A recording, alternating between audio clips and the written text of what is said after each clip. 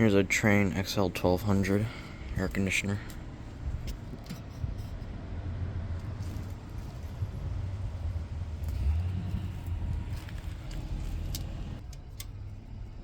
I think that's the data right there, I can't tell. I'm not gonna stick around there because there's a security camera. And over here is an American Standard.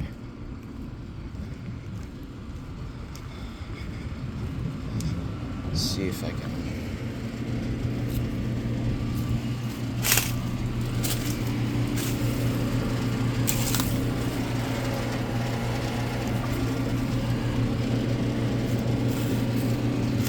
It's a heat pump, Heritage 12, I think.